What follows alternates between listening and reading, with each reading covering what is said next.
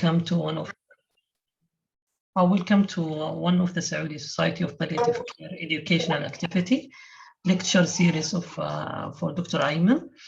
Dr. Ayman will going to talk, inshallah, about an interesting and important topic in our specialty, which is the neurological disease in palliative care setting. So without further ado, let us give a warm welcome to Dr. Ayman. Dr. Ayman, welcome again, and thank you for joining us. The mic is yours. Okay, thank you so much, Dr. Hakim. Inshallah, we'll be starting a series of presentations regarding non-cancer palliative care. Because I do believe we have some sort of a defect in this area. And actually, most of the educational institutions, even in the United States, they have some difficulties with these topics because they're more complicated than cancer. And we will explain this in this presentation. So today we'll be starting with the neurodegenerative diseases. And in the future, we'll be talking about other issues like congestive heart failure, like liver disease, kidney disease, and so forth.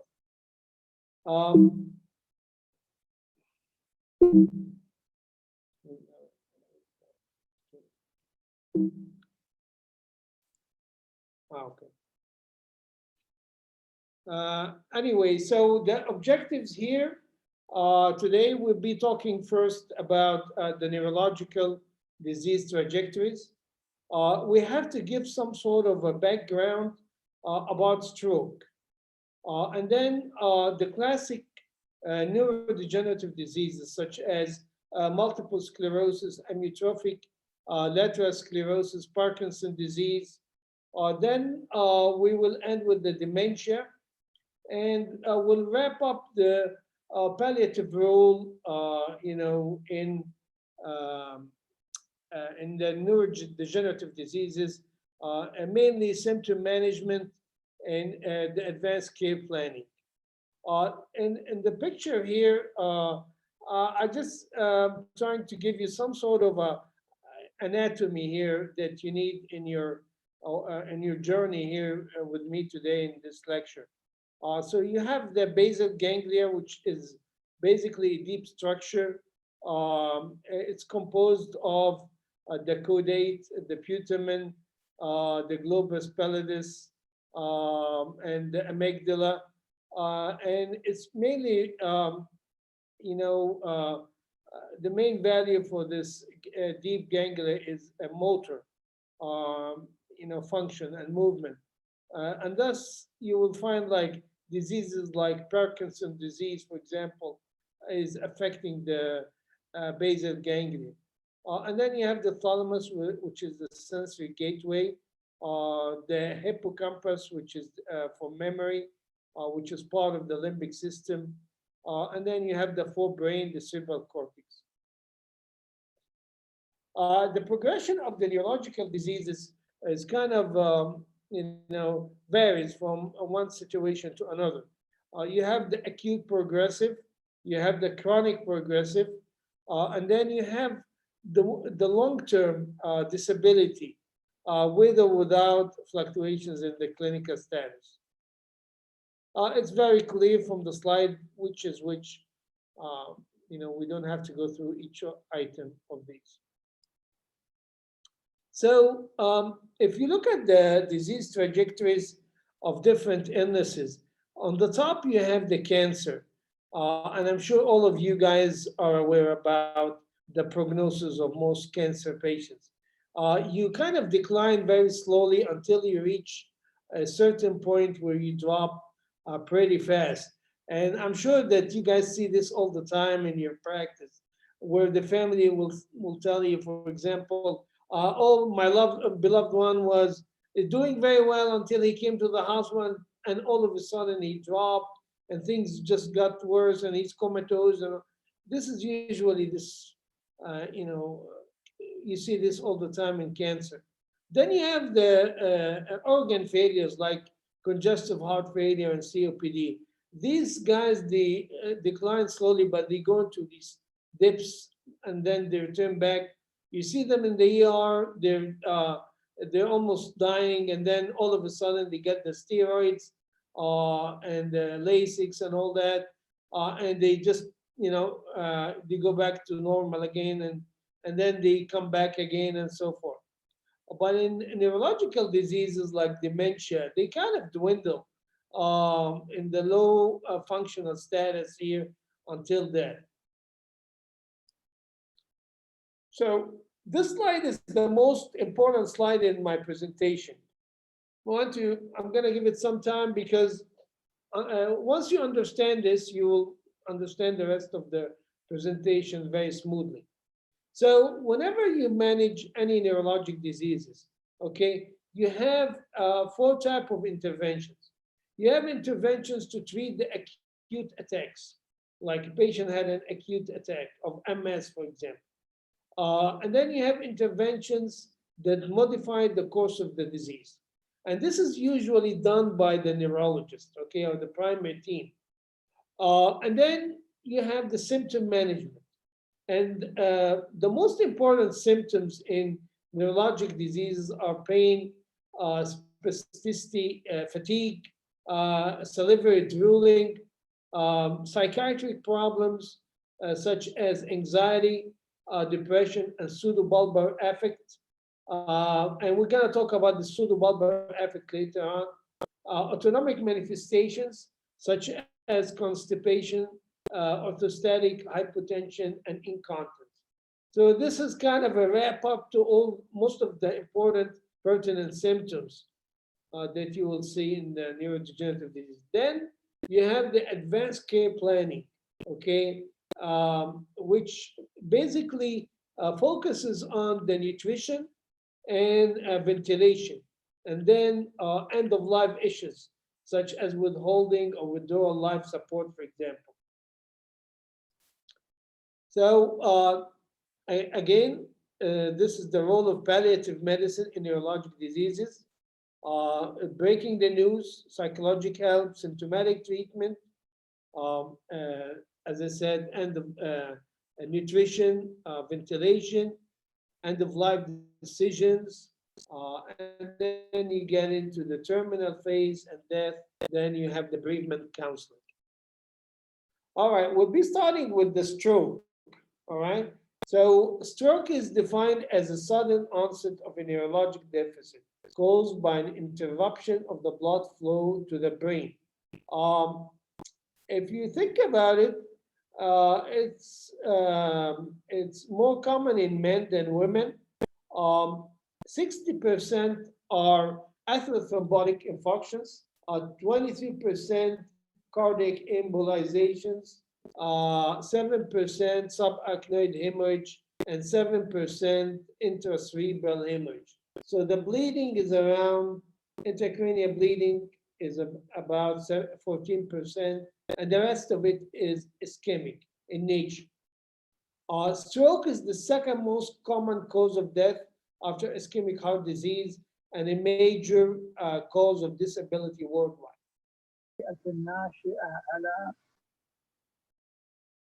Again, we have ischemic stroke, which is the more common form, around 84 or 86%, and 14% for the hemorrhagic stroke, which could be subarachnoid or intracerebral. If you look at the survival rates, these numbers are important. This is from a Danish study. They looked at more than 5,000 patients in 10-year period. And they found that the survival in the first year for ischemic stroke is about 60%, while 5-year survival is 31%. However, the ones that had intracranial bleed is 38% for the first year, and 5 years, 24%. The overall survival is 29%. So as you see, the prognosis of the bleeding is worse than the ischemia.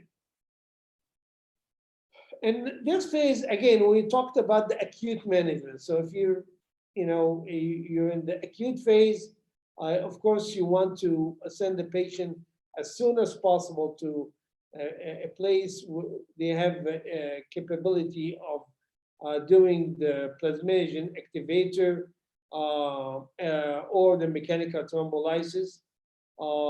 The sooner the better. Nowadays, they talk about 3 to 4.5 hours.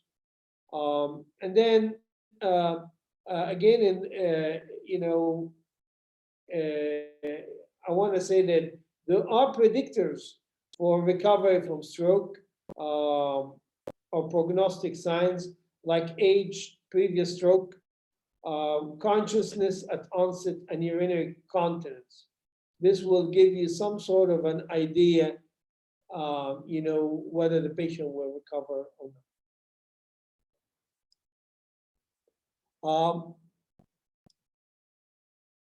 The stages of recovery are basically 3 stages. The first stage reflects the period of acute injury, okay? The second, this is where you can save the patient, basically. The second stage includes the recovery days 2 weeks after the initial insult. And then the third stage is what we call the brain repair in the chronic setting, which might take months to years. Those who survive in the chronic state experience severe disability, medical complications, and symptoms that might require palliative care and ultimately hospice. So we'll start with the symptom management, and this slide is also important for the pain fellows. What kind of pain syndromes you see in stroke patients? You can see headaches. You can see what we call central post-stroke pain. Then you have something called hemiplegic shoulder pain, which is kind of a stiffness in the shoulder after the stroke. Then a painful spasticity and complex regional pain syndrome. So in case this could be a question in the exam, especially for the pain fellows. These are the 5 types of pain that you will encounter in those patients. So we'll just elaborate on a couple of them. The central post-stroke pain is a central neuropathic pain starting within weeks to months after the initial stroke. Similar to other neuropathic pain, you can start the standard treatments of gabapentinoids or the selective norepinephrine reuptake inhibitors. It's been shown that buprenorphine could be helpful in this type of pain. As all of you guys, especially I worked at KFMC for 3 years, so we have this buprenorphine patch. So you can try it. The nice thing about buprenorphine, it has what we call the NMDA antagonism. So this could be helpful in the central neuropathic pain, like methadone, like ketamine. So buprenorphine has a kind of mild NMDA antagonist activity.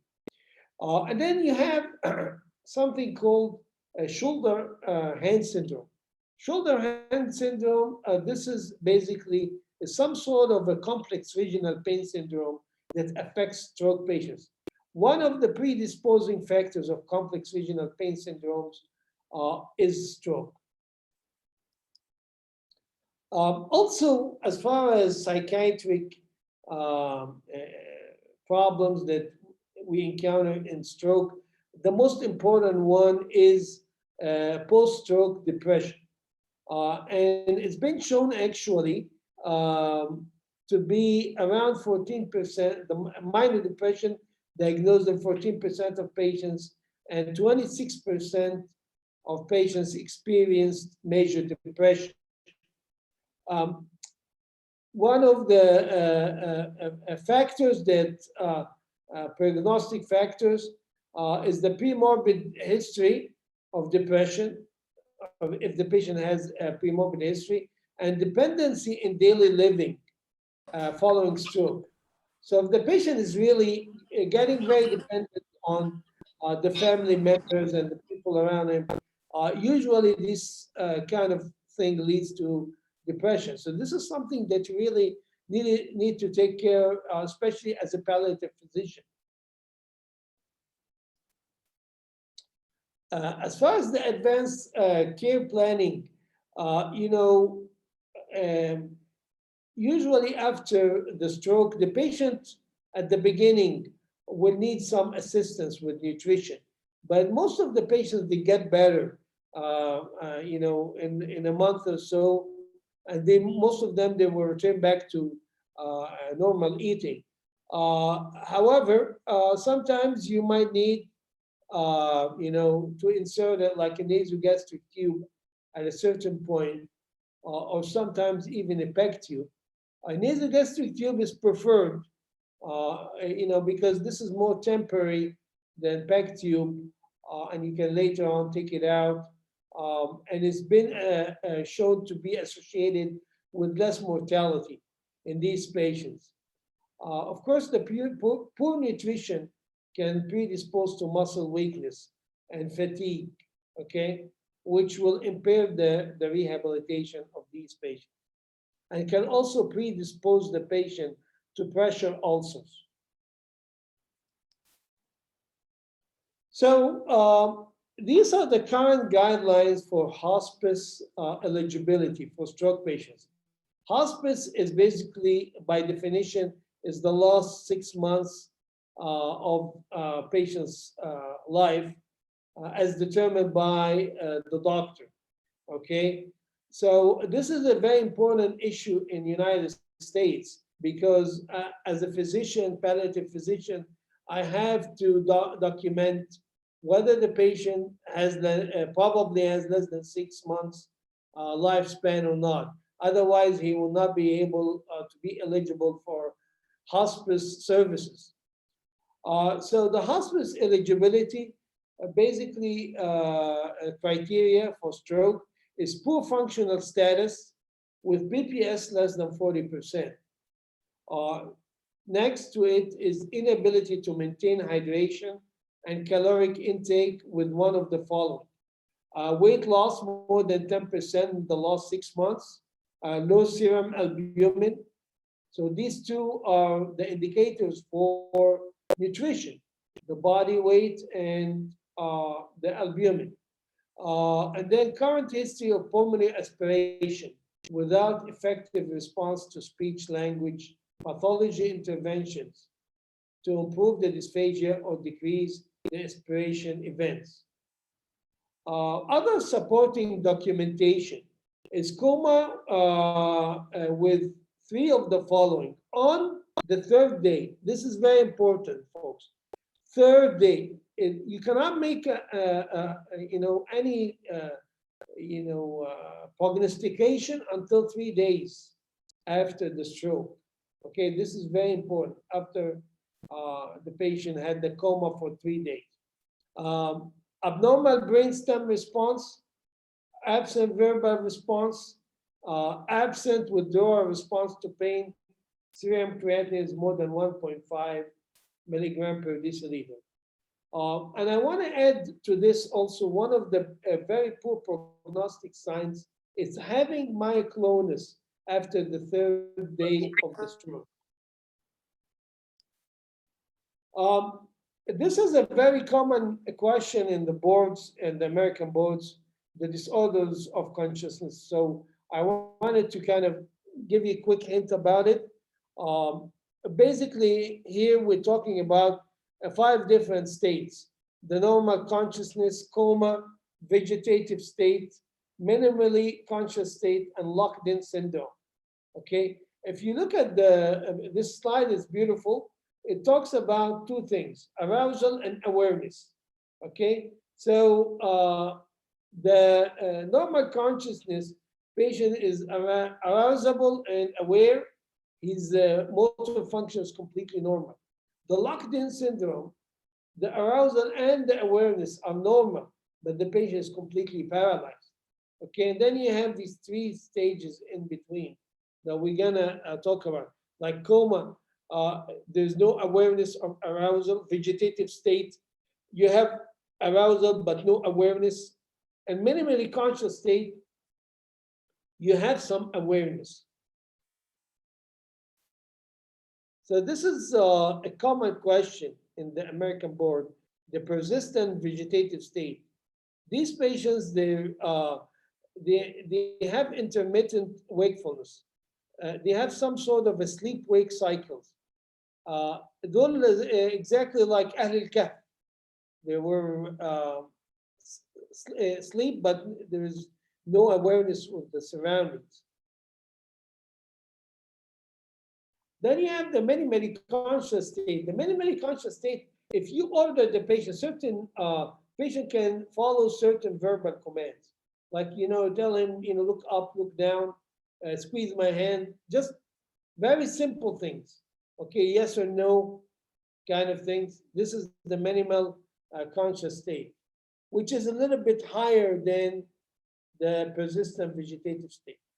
Then you have the locked-in syndrome, and this is the worst, of course. We see this like in stroke patients that affected the midbrain and the anterior, the corticospinal tract. Patients completely paralyzed from head to toe, but he's still awake and aware about the surroundings. Usually there's preserved eye movement in these patients. Okay, so before I get into the neurodegenerative diseases here, I wanted to just share with you some history. One of them, these are actually 2 players. Betty Cuthbert, she's an Australian Olympic runner. They used to call her the Golden Girl. This was in the early 30s, and she won so many Olympics, like four in a row or something like that. And then she got affected with multiple sclerosis. The other guy, a very famous baseball player in the US, Lou Gehrig. They used to call him the Iron Horse. He was very famous. He developed ALS. And actually in the United States, most people, the layman people, they're not aware about ALS. They are more aware about the Lou Gehrig disease, okay? So multiple sclerosis is an autoimmune inflammatory demyelinating disease. Is more prevalent in Northern Europe and United States. We're talking about 80 to 100 per 10,000 population. It's as twice in females as in males. And the mean age of onset is 30 years. So this is a kind of a degenerative disease of the young, okay? These are the symptoms. Multiple sclerosis can take so many shapes and pictures. Anyone that have these, non-anatomical issues that happen all of a sudden, you really need to think about MS. So you have the fatigue, the cognitive impairment, depression, anxiety, dysarthria, dysphagia, nystagmus. Optic neuritis is one of the main complaints, and diplopia. The course of MS could be different. The most common one is number 2, is the relapsing, remitting multiple sclerosis. Then you have the secondary chronic progressive, and then you have the primary progressive, which is 10 to 20% of the patients. Multiple sclerosis, we talked about, MS, I want to talk about in the acute phase, we usually use steroids, okay? But on the chronic phase, these are the drugs that we're using. As you can see, these are the first line of treatment. I don't want you to remember or recall all of them, but just remember the important ones like the interferon beta. There's two types, and then you have the glitterimer, and then you have the fingolimod in the as a second line, and natalizumab also second line. So, and then you have the third line, you know. So it's important to have some sort of an idea, at least the names, because more or less because of the interactions with other medications, okay? All of these drugs have their side effects that you need to be aware of as a palliative physician. And this is why I wanted to mention them so you have some sort of an idea. You can look up the main ones and, you know, have some sort of an idea about the main side effect profile of each medicine. Then we jump into the amyotrophic lateral sclerosis, or what we call Lou Gehrig disease in the United States. We call it Lou Gehrig disease. It's actually, it's one of different forms, or we call them motor neuron disease. Okay, so ALS is one type of motor neuron disease. It's the most famous one.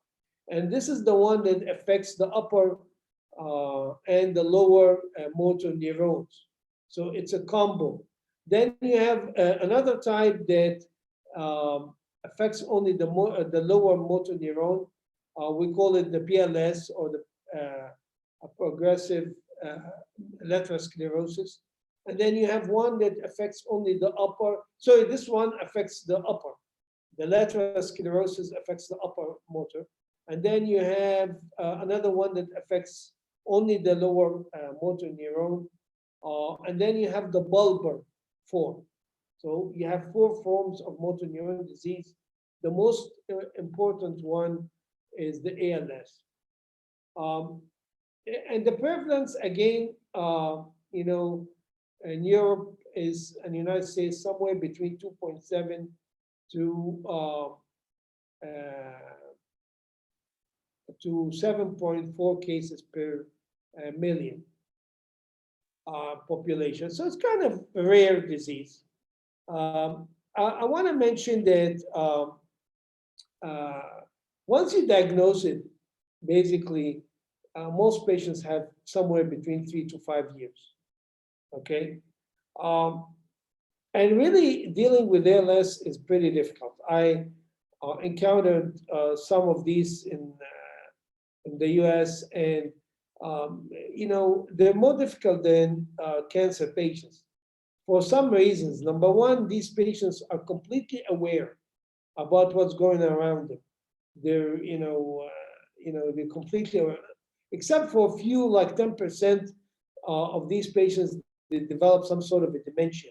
But most of them, they're completely aware. And then it's kind of difficult. Sometimes they refuse. For example, you talk to them about inserting a PEG tube or a tracheostomy tube, and sometimes they refuse it, and they just they decide to die, basically, because at a certain point, this disease is very progressive, and they will naturally will be unable to swallow and will not be able to breathe later. So again, ALS, upper motor neuron changes, lower motor neuron changes. Okay, this is like a combo. Okay, between, so we've got, you know, the worst side, you know, of the coin here. So you have possible swallowing difficulties, you know, trouble chewing, increased tone of the lips and tongue, and so forth. And then you have also issues with the ventilation and muscle weakness, generalized muscle weakness.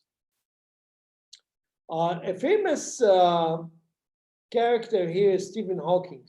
Okay, this guy survived actually. He was diagnosed in the 60s and he survived. He just passed away a few years back.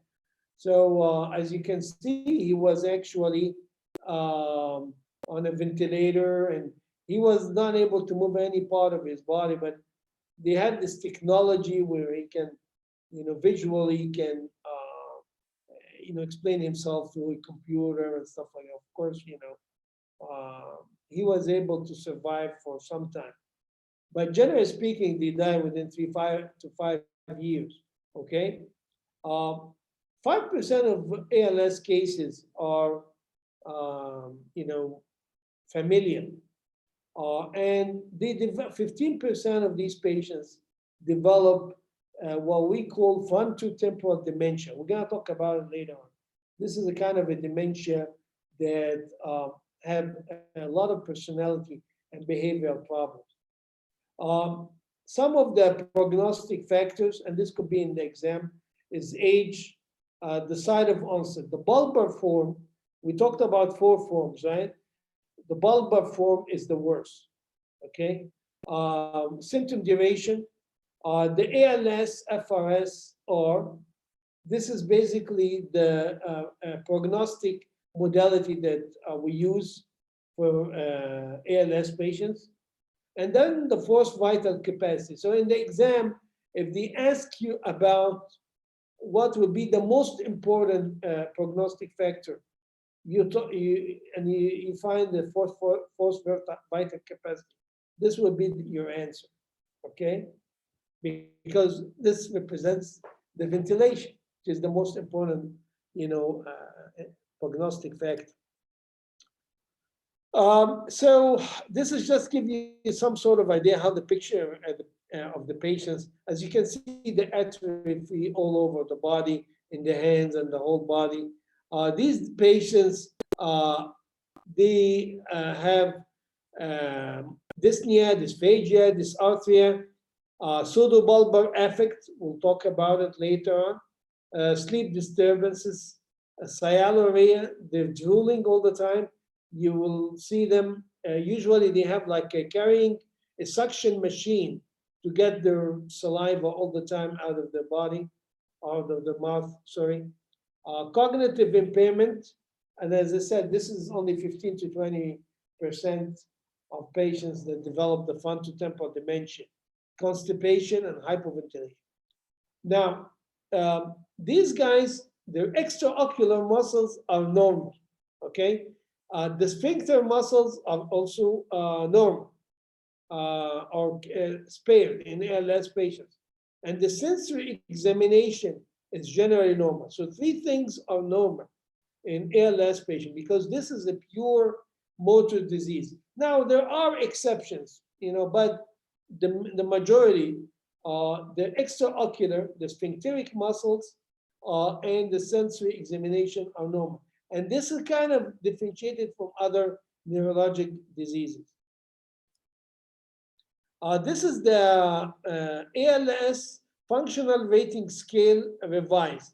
And this, by the way, this is a practical and used prognostic form.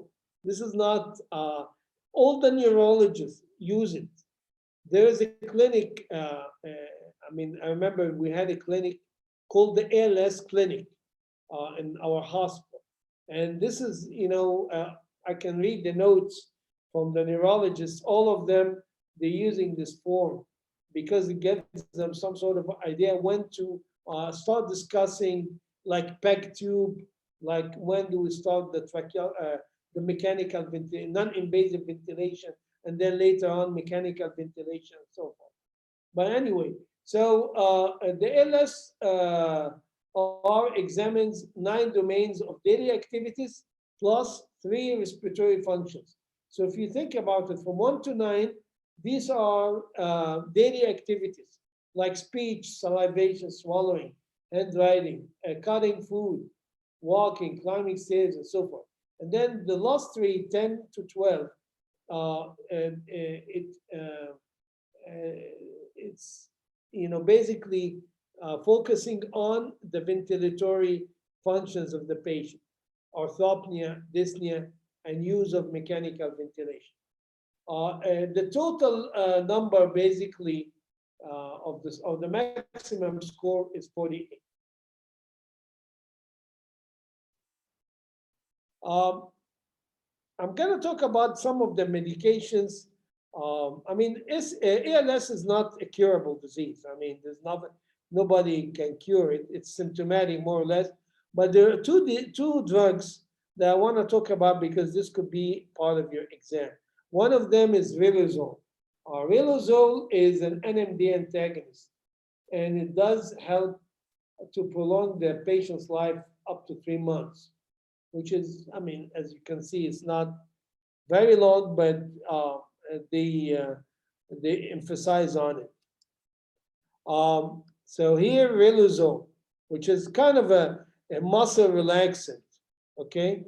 And then you have another one called Edaravone, okay? This one is an anti-glutamate. This one is an antioxidant, okay? And it's given as an intravenous infusion.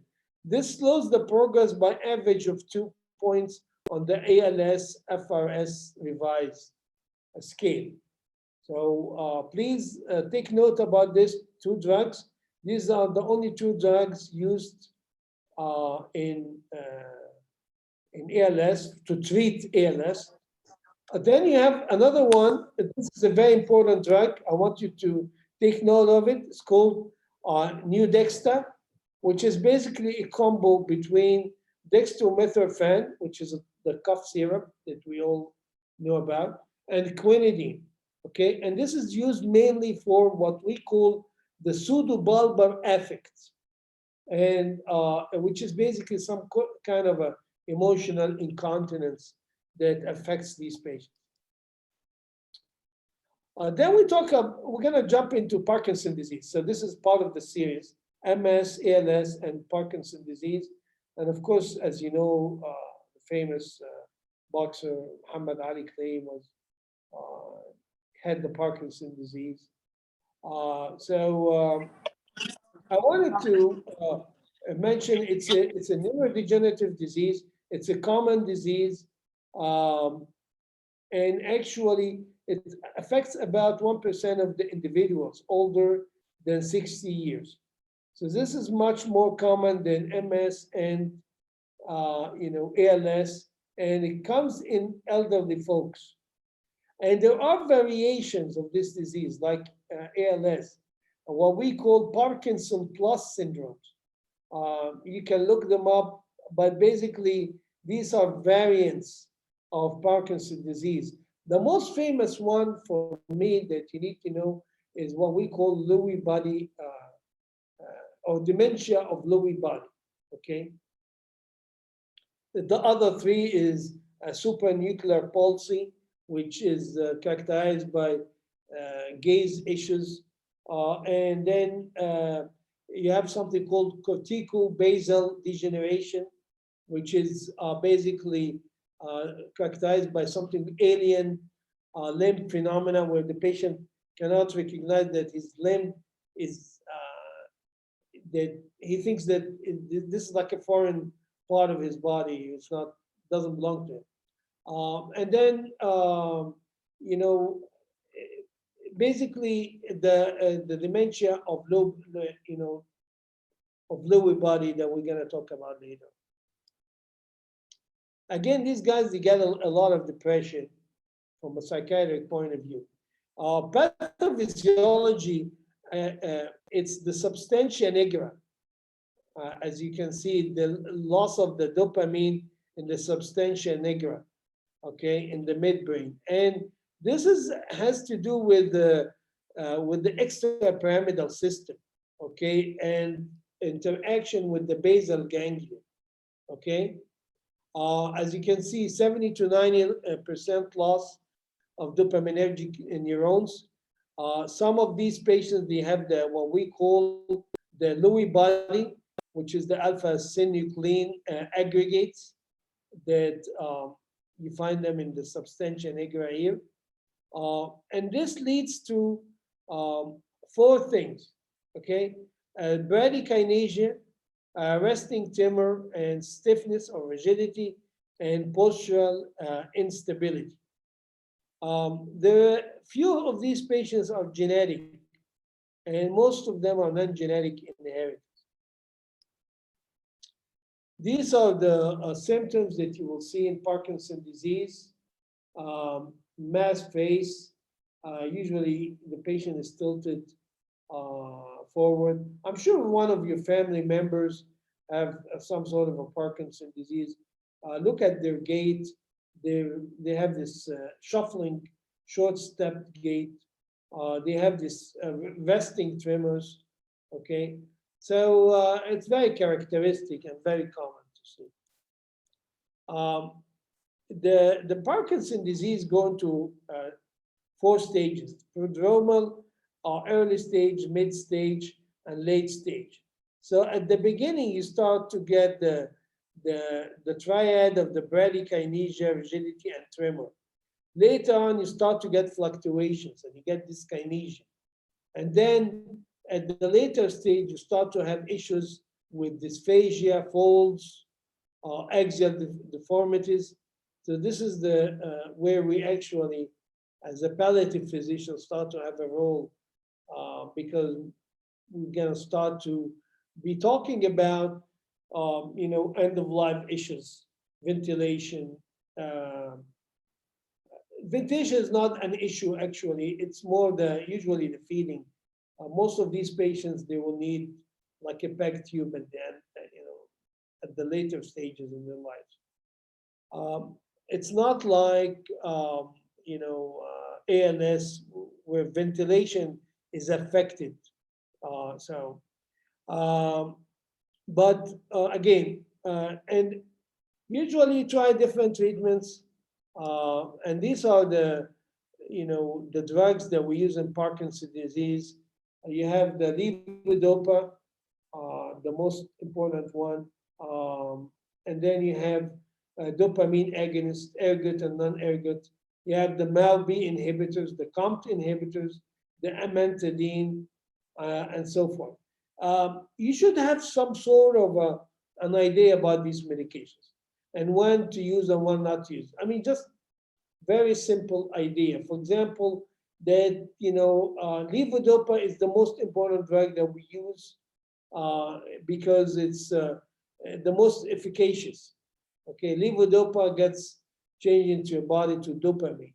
Okay, and you add to it the carbidopa that inhibits the metabolism of this drug, so it doesn't cause side effects, peripheral side effects.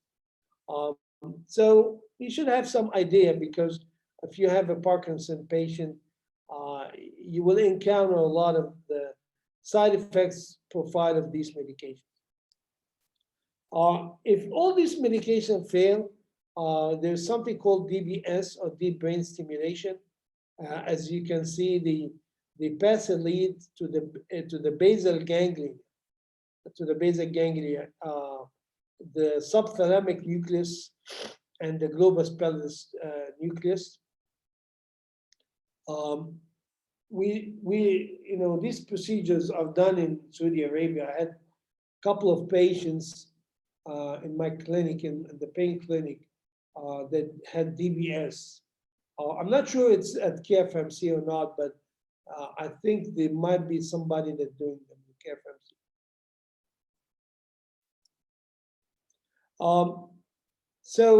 Symptom management. So from our perspective here, we're going to talk about pain in these three diseases, okay? So the commonest one is the MS, okay? And then,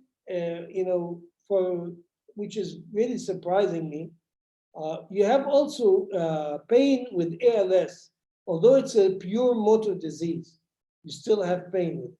And then Parkinson's disease patients, they develop also pain. The pain experienced in MS is usually neuropathic, okay? And then you have also non-neuropathic pain because these patients will have all kind of musculoskeletal problems encountered because of their, the areas that get paralyzed, you start to get stiffness, and then you start to get, musculoskeletal problems as well. You have gait disturbances, you might have spasticity. I used to have these patients in my pain clinic and the palliative clinic, in both sides when I was back in the US, and mainly for the spasticity part, because it's kind of a horrible thing, these guys, they almost need like so many medications to control the spasticity. And sometimes we need to put a baclofen pump on them and so forth. Then you start also some of the, I've seen this also, patients like Parkinson disease because of lack of mobility and all of that, and especially in later stages, they start to develop like pressure ulcers, and pressure ulcers can cause a lot of pain. So I've seen this also. So put this in your mind.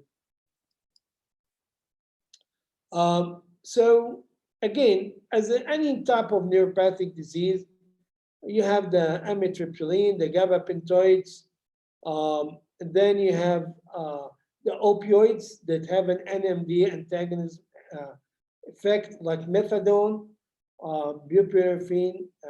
Ketamine is not an opioid, but also has an NMD antagonist activity. In MS, you have also what we call trigeminal neuralgia. Okay, and sometimes you need to give them like oxycarbazepine or carbamazepine, because these are the first choice in trigeminal patients. In Parkinson disease, you get this musculoskeletal problem. This is a common, more than neuropathic type of pain. And this is usually related to the rigidity and posture, okay? Every once in a while, also, patients will have central pain, okay, and Parkinson disease. Also, pain could be visceral from constipation. In general, and I can tell you about that more than anybody else, pain is really one of the most undertreated symptoms of Parkinson's disease, okay? Because usually most of these patients, the physician is focusing on the motor aspect of the disease. Compared to MS, where you have this severe neuropathy that shows up immediately, and usually they start these drugs, the anti-neuropathic medications early on.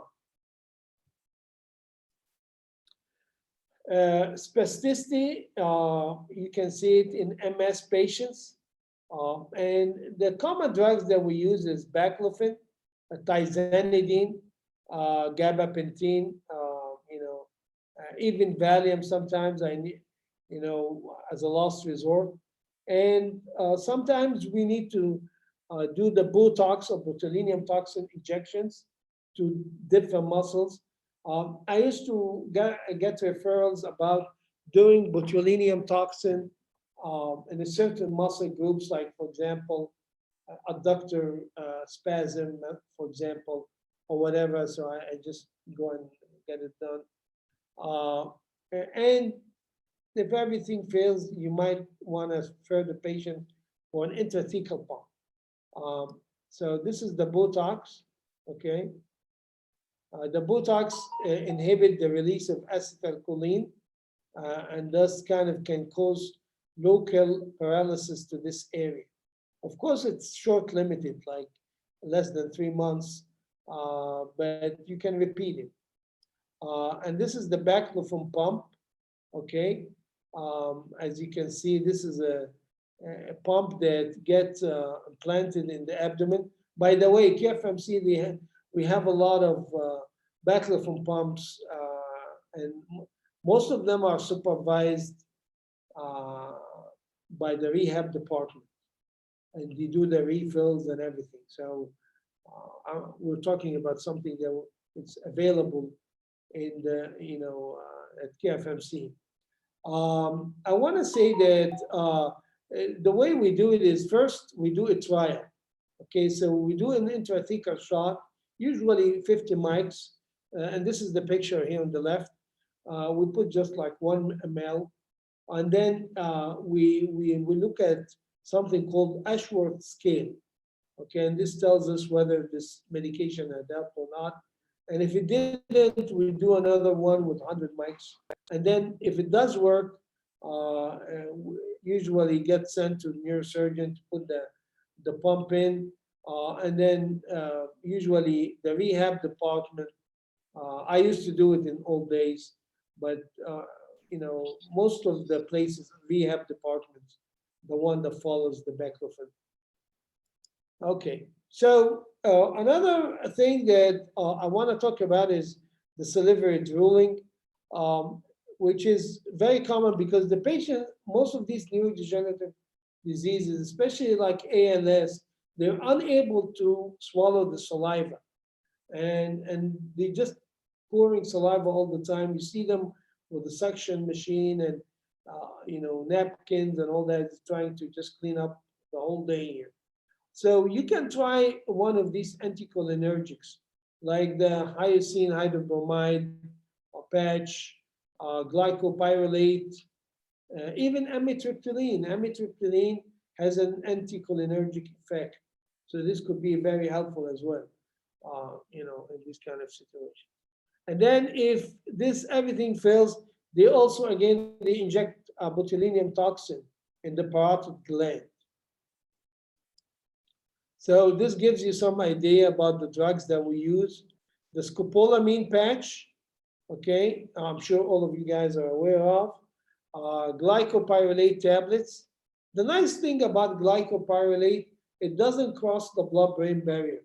So it doesn't cause confusion, like atropine is a tertiary amine. So it crosses the blood-brain barrier, and also hyoscine. It can cause confusion, delirium. Of course, you don't want that. So you can use the glycopyrrolate tablets. And of course, amitriptyline. Psychiatric issues, I wanted to just focus on this because this is a very important thing that you will encounter, and also to be part of your exam. The pseudobulbar affect. This is different than pseudobulbar pulsing, okay? Pseudobulbar affect, which is basically, it's emotional incontinence. The patient will all of a sudden laugh or cry for unknown reason, okay? And is very prevalent in ALS and MS patients.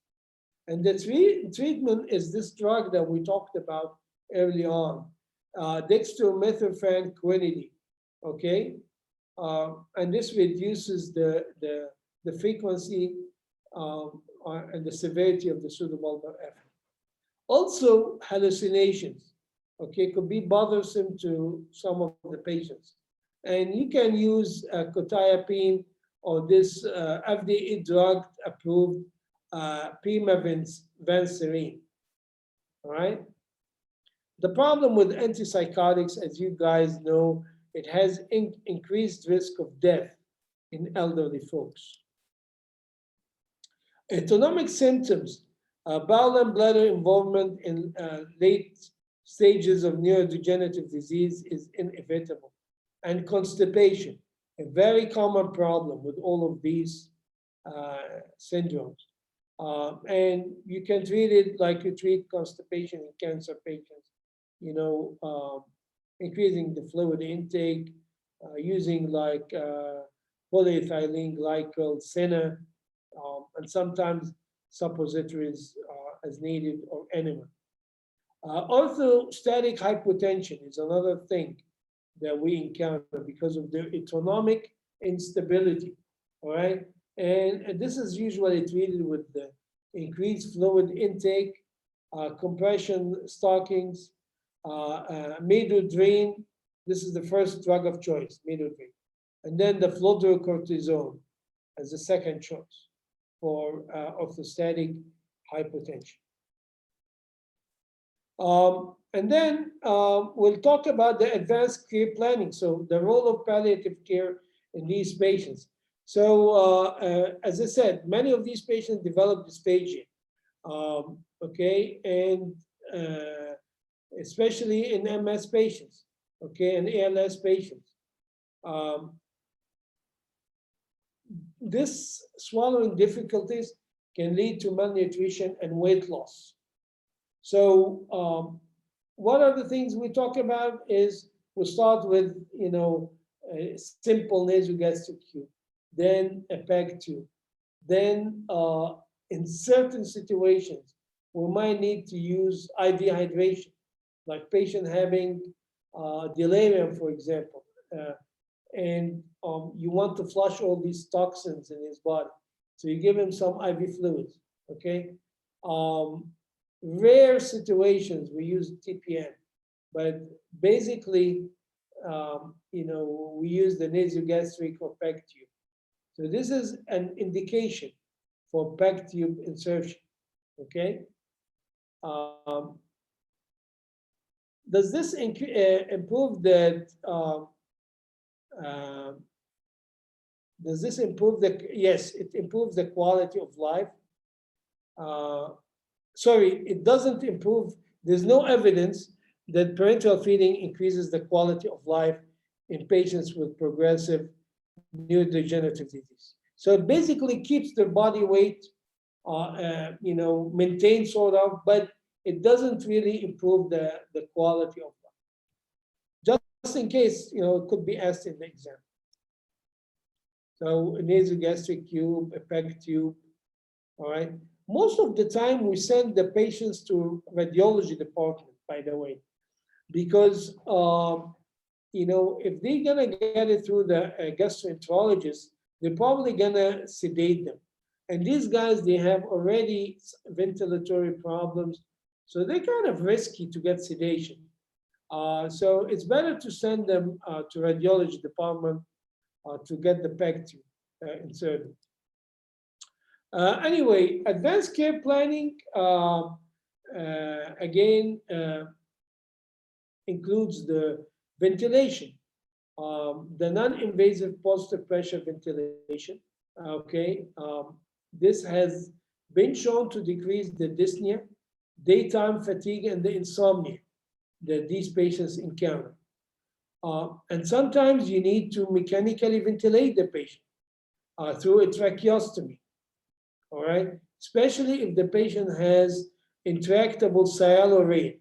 It's just drooling all the time, and of course this will interfere with the non-invasive positive pressure ventilation. We see this a lot, guys, in ALS patients. So this is a form of non-invasive positive pressure ventilation. You need to, as a palliative physician, you need to educate yourself a little bit about the non-invasive positive modes, okay? Because actually, sometimes I found that I have to write the prescription for the ventilator, whether it's a CPAP or BiPAP. So you have three forms basically, the CPAP, the BiPAP, and the high flow nasal cannula. So I found this slide helpful to kind of give you an idea about the standard, orders that you need to put there for these patients. Okay. And as you can see here, there's some good, facts here about, the non-invasive positive pressure ventilation. So this is the first step, okay? And then the next step will be the tracheostomy mechanical ventilation, all right?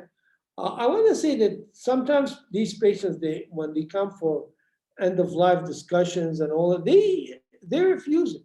Some of ALS patients, they just refuse it. The one that will accept it, they will live longer, definitely. I mean, the ventilation will keep them alive. I mean, to much longer. So if there's anything that will prolong the life of an ALS patient, okay, forget about the Riluzole and the other drug, the antioxidant and all that. The most important factor is the ventilation. Okay, number one, the nutrition, the PEG tube. Then following this is the ventilation. If the patient accept getting PEG tube and get ventilated, probably he will gonna live much longer than if he doesn't have. These are the hospice eligibility for most of these neurologic diseases. Okay, and it's very makes a lot of sense. Patient must meet at least one of the following criteria: critically impaired breathing capacity, such as dyspnea at rest, vital.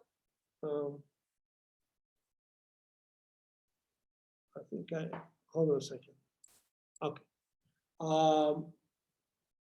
Vital capacity less than 30%.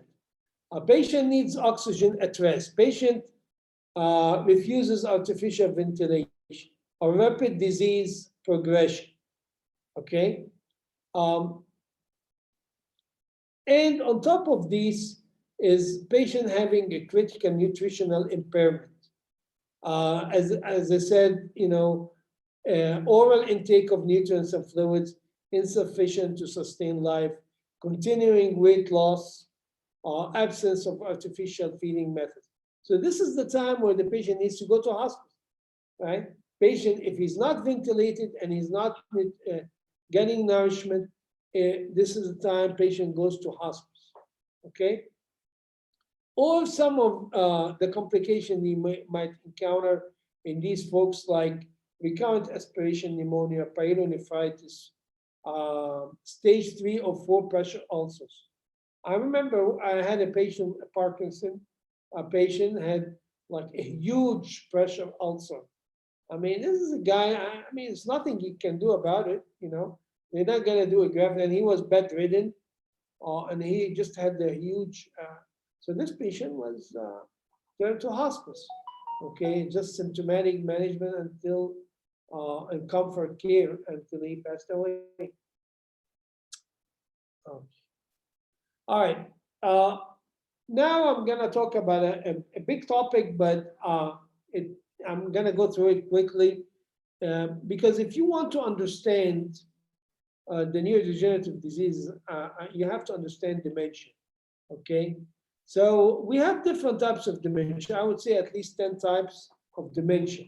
The commonest one is Alzheimer, followed by vascular dementia. And then mixed dementia, 10%. Dementia with Lewy body that I talked to you about early on. Frontotemporal dementia, Parkinson disease, other ones like Creutzfeldt-Jakob disease, and others. So please take a note of the diagnostic criteria for dementia by the DSM-5. Memory impairment, impaired ability to learn new information or recall old information. One or more of the following: the aphasia, the apraxia, and disturbance in executive function. Then you have the cognitive deficits result in function impairment, like social or occupation. The cognitive deficits doesn't occur exclusively solely during a delirium. It has, you have to exclude delirium out of the question. The mini mental state exam, it doesn't really diagnose dementia more than it diagnoses the severity of dementia. Okay, but it's a very important component of the exams that you should do to these patients. So Alzheimer's disease, which is the commonest form of dementia here, you have problems with language, memory, disorientation. Usually these patients, they have these kind of pathologic changes in the cells, the neurofibrillary tangles and the amyloid plaques.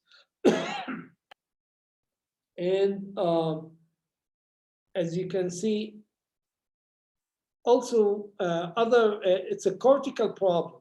It's a cortical dementia. Okay, so this is one form of cortical dementia because we have subcortical dementias. This is the vascular dementia, and this is characterized by lacunar infarcts. You can see it in the MRI. And it's somewhat different than Alzheimer. The Alzheimer is progressive. This one is slower in progression. Usually there is a history of stroke or transient ischemic attacks, and it affects mainly the executive function. Lewy body. إذا تريد دكتور تفضل. بقي 5 دقائق إذا بالإمكان ونختم. We'll finish the topic. Lewy body dementia, and this is characterized by visual hallucinations. Okay, and it's some form of Parkinson. You have also the Parkinson dementia. How to differentiate between the two? The dementia with Lewy body, usually the dementia is before the movement disorder, while the Parkinson, the movement disorder comes first. Ronald Reagan had Alzheimer. Robin Williams had a Lewy body dementia, and he was diagnosed actually by mistake as a Parkinson dementia. And this is one of the reasons he deteriorated quickly. And he actually committed suicide later on. He's a comedian, very famous comedian. Frontotemporal dementia is, one of the most famous variants called Pick's disease, and usually characterized by personal and behavior issues. Creutzfeldt-Jakob disease is the prion protein infection that affects the brain, and basically it goes very quickly as far as the course. I've seen only one case in my career, and the patient was like in his 30s, and he just, in a few months he passed away. Very, very characteristic. Huntington's disease is another movement disorder accompanied with dementia. Normal pressure hydrocephalus, the wacky, wobbly, and weird sort of. We have like a triad. Wernicke encephalopathy related to alcohol intake, and Korsakoff psychosis. And then you have the AIDS dementia complex. By the way, this is very common in AIDS patients. Affects almost 50% of AIDS patients. Of course, the antiviral drugs had helped quite a bit in reducing the incidence of the AIDS dementia complex. They call it ADC. How to prognosticate is through what we call the FAST scale. If you're above 7, you're eligible for hospice. So you will not be able to say more than 6 words, and you'll be incontinent. With other complications like aspiration pneumonia, stage 3 or 4 ulcers, loss of 10% of body weight, albumin less than 2.5. We talked about this before in other neurodegenerative diseases. So in pain, unfortunately, it's under-reported, and because we have to use the scale. It's called pain ant. It's similar to like the kids with the flag, okay, for nonverbal recognition of pain. We use this pain assessment scale. And these are the most important drugs that we use in the acetylcholinesterase inhibitors and the NMD antagonists, the memantine. The memantine is used in the severe cases, and acetylcholine inhibitors are used in mild to moderate cases. Okay, so if your minimal MMSE is less than 12, you go for MMT, the minimal, because it then becomes more severe. Now, the role of PEG tube is important here. We do not recommend PEG tube in dementia patients. We recommend actually hand feeding, okay, because of the complications that you will encounter with PEG tube insertion.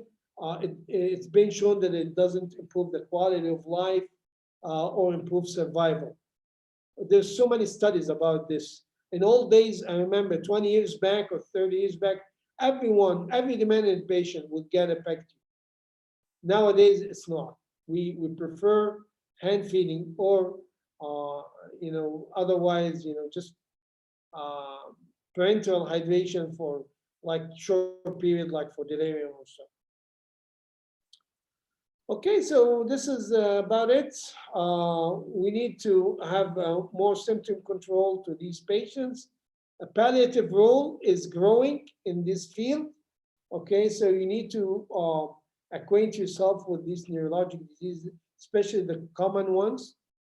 And that's it. If you have any questions, let me know. Thank you. Thank you so much, Dr. Ayman, for this comprehensive and nice informative lectures. المجال مفتوح لنا للأسئلة. إذا في أي سؤال، في سؤال ورد من الدكتور نبيل. الله يحييكم دكتور نبيل والزملاء الكرام في العراق. الله يحييكم جميعا. طبعا دكتور نبيل هو pediatrician. السؤال حقه يقول as a pediatric neurologist, I want to know how much this lecture can be applied to the similar disorder in children with all of the difference between both age groups, children and adult. And thank you.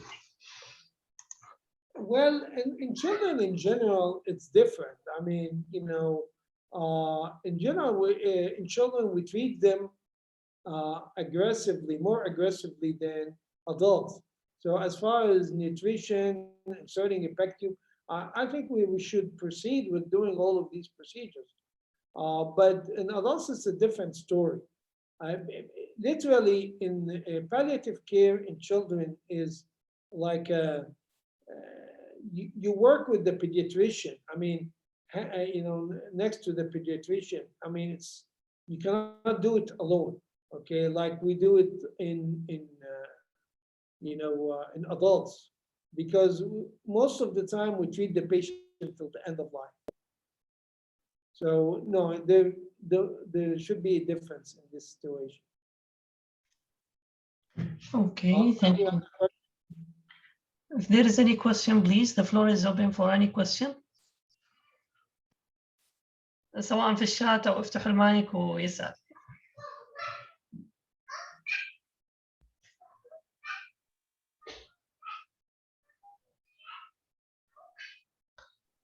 طيب شكل ما في أسئلة. كل الشكر لك دكتور أيمن، والشكر أيضا واصل لقائد مسيرة الطب التلطيفي في المملكة الدكتور سامي الشمري، الله يجزاه كل خير، وأيضا كل الشكر لمقهى التحول في صحة الشمال على رعايتهم لهذه المحاضرات، والله يجزاكم كل خير. Thank you Dr. Ayman again and have a nice night. السلام عليكم ورحمة الله وبركاته. وعليكم السلام.